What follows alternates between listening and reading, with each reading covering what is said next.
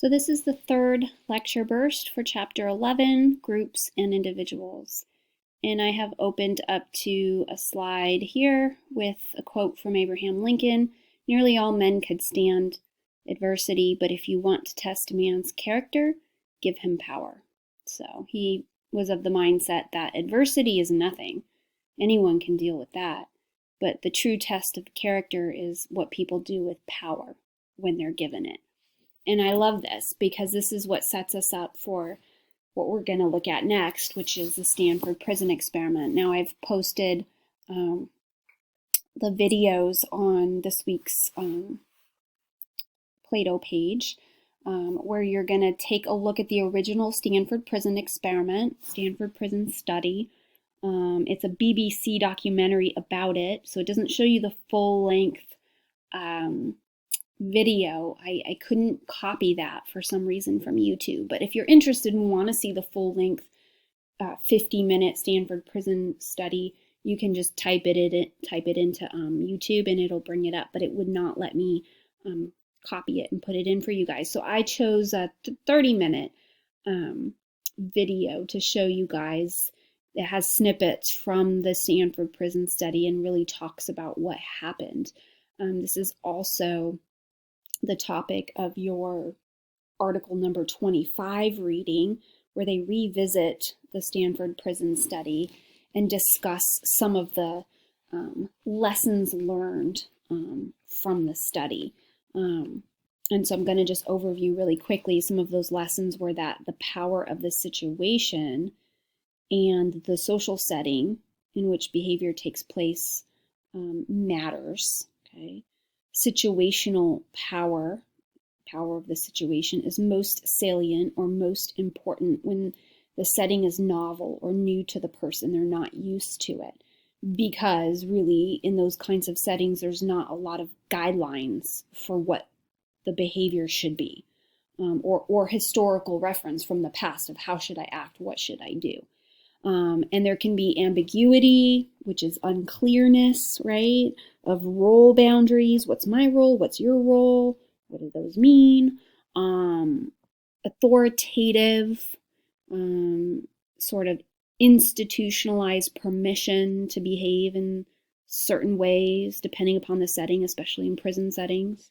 Role playing can have a realistic impact on the actors. Ask any actor who's really gotten into a role. His or her private attitudes can likely be modified to come in line with the role that they're playing or acting in. This makes sense. We've talked about cognitive dissonance theory in past chapters, where our behaviors and our attitudes don't match up, and we're going to change one or the other. Usually we change the attitude because changing behavior is really tough. So we'll minimize what it is we're doing, or come to think of it as not such a big deal. So that's at play here. There could be group pressure to be a team player, conform to the group, not challenge what's being said. And in the Stanford prison situation, there was a dehumanizing, really, of the prisoners, and no one really challenged it. Everyone just played along. And what we'll see in the Stanford Prison Study too is that good people who are, don't have mental illness, pre-existing mental illness, can be seduced or induced or initiated into behaving in really evil ways. And when we say evil, like irrational, stupid, self-destructive, antisocial ways. And we'll see that prisons can really be a place of demeaning humanity, demeaning the best of humanity, destroying human nature and bringing out the worst in social relationships among people. So the results of the study demonstrated a lot of that, that the group and the roles within the group have a lot of power. There were a lot of situational forces at play. I want you guys thinking about that when you watch the video this week. Think about what the roles of the prisoners in the study were, and what were the roles of the prison guards, okay?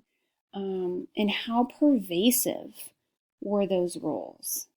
So pervasive that the study had to be stopped early. It was supposed to go for 2 weeks. I think it stopped after 4 or 5 days. The prisoners became very despondent, and the guards became very sadistic and cruel. It's kind of chopping off the slide there. But everyone, guard or prisoner, really got into their role. It became them. It became their identity. So you're going to be tying this into the discussion this week. So after you've watched the videos and read the chapter and read the article, you're going to be looking at some of this in your discussion. So just a heads up, that's on Plato, so you can take a look at that. Now we're going to turn to how a group makes decisions. What are some things that we see happen in group decision making in particular? One thing we see is called risky shift, and this makes sense. We're going to take greater risks in a group than we would as an individual. It's sort of related to social loafing, right? So as responsibility, diffusion of responsibility, right, it happens and responsibility is spread out among the group members, we take more risks. So risk taking is also related to social status within a group. We might take more risks because we're trying to gain status within the group. Think about a fraternity member might do some really stupid things like hazing to win the approval of others in the group and gain status, to be the cool one, a bully, right? Someone who's I just thought it was interesting how people who were popular were often the bullies. It was often the popular kids who would do the bullying. And I don't know if that's still the case, but I always thought, well, why do people like these individuals? They're so mean. How are they popular? Like who would go along with that? And it makes sense sort of because we take more risks when we're climbing that social status ladder.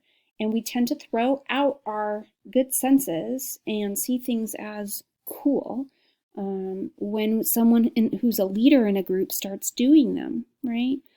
If we go to Vegas to gamble and we take $1,000 with us by ourselves, that's pretty risky, right? And most people probably wouldn't do that. But more people would be more likely if they're going with a group of their friends and everyone's pitching in $1,000 into a big pool and you're going to gamble with that. That's more likely. You feel less risky if everyone's doing it. And you feel like less is on the table or on the line for you as an individual. Even though they're the same scenario, you're still gambling with $1,000. So risky shift is important. Also, what happens is group polarization.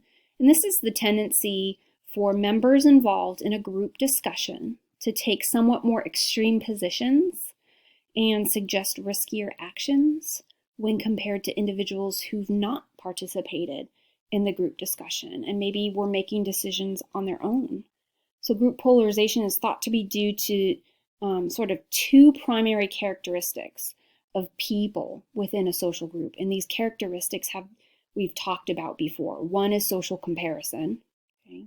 So the need for individuals to act in ways that they believe make them appear socially desirable and compare favorably with others is social comparison, right? We compare ourselves to others because we want to know, like, how am I doing? You know, is what I'm doing liked by others? Will others look favorably on me if I do this? So social comparison drives group polarization. The other process is informational social influence, which we've also talked about in Chapter 8. It refers to the tendency to take our cues for what's appropriate behavior from others when we're in an ambiguous situation. So remember, when we're in a situation, we don't know what's going on, we've never been there before, we've never done that before, we're not sure how to act, we're going to look around to others who are around us and seek out information. How are they acting? What are they doing? And we're going to use that. So social comparison and informational social influence are two ways that we could be more polarized in a group, and we see group polarization happen more often. So an attitude or belief can become magnified within the group after being discussed among group members, and we can often play off the emotions and attitudes of others in the group can propel us forward to do something we wouldn't normally do. And a prime example of that is jury deliberation. I posted a video on Play-Doh about 12 Angry Men. It's a scene from the movie, the original movie, about how this absolutely happens. Social comparison you're going to see happening where we adjust our own attitudes to get favorable standing in the group. But you'll see this whole concept of group polarization happen in that clip from 12 Angry Men. And also, remember the tactics of persuasion. How do we get people to do what we want them to do? We talked in Chapter 8 about Cialdini's aspects of compliance, right? Complying is going along with what someone else is asking of you, not telling you, not ordering you, but asking of you. They're trying to persuade you to buy a product or vote a certain way. And they might use certain tactics to do that, right? Friendship and liking and complimenting and all of those different things. So that plays a role here within group polarization. That definitely can be used to sway members within a group to go one way or another. So when we choose to interact with only those people who share our ideas and perhaps our prejudices, as we saw in Chapter 6, we're filtering out any opposing viewpoints, which can be harmful to open dialogue and exposure to new ideas. When we filter out other viewpoints, we're having a very myopic view of the world, right? And that's harmful because it's limiting what we're able to see. Exposure to a network of people who share the same opinions often results in more extreme opinions, presenting only one way,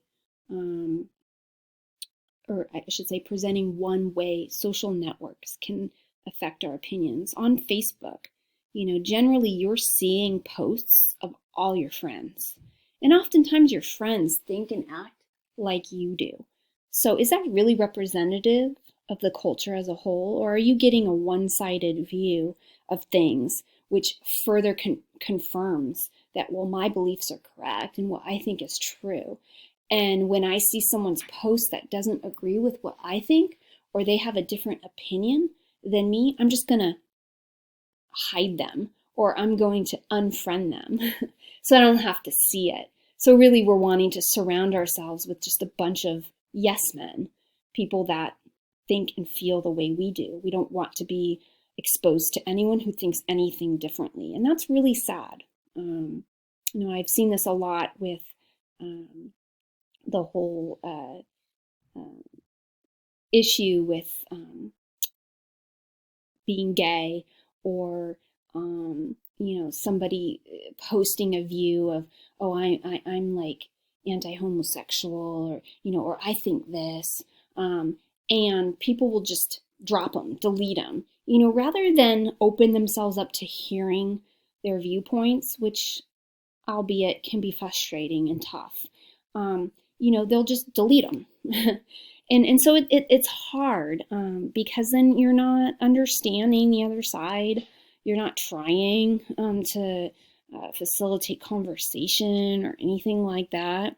So exposure to a network of people who often share the same opinions as you can always sometimes result in more extreme opinions.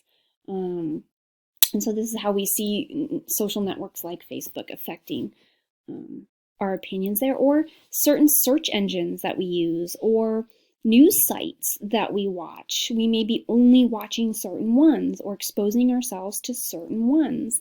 And so we'll be drawn into an online kind of echo chamber of friends in which we hear similar opinions reinforcing our own.